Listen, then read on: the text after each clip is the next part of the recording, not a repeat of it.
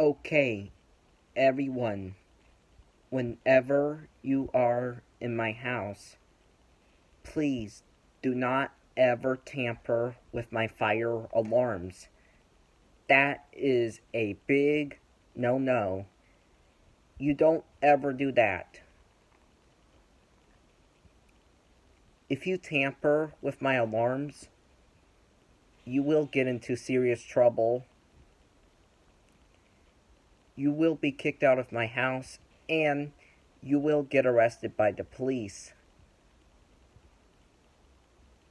Because it is against the law to mess with my fire alarms in my house. Because those are not your alarms. So do not mess with them unless I give you permission to do so.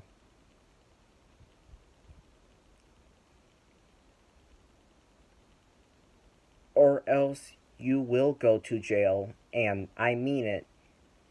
I do not want to throw anyone in jail that is in my house, so please do not mess with my fire alarms when you are in my house. Bye!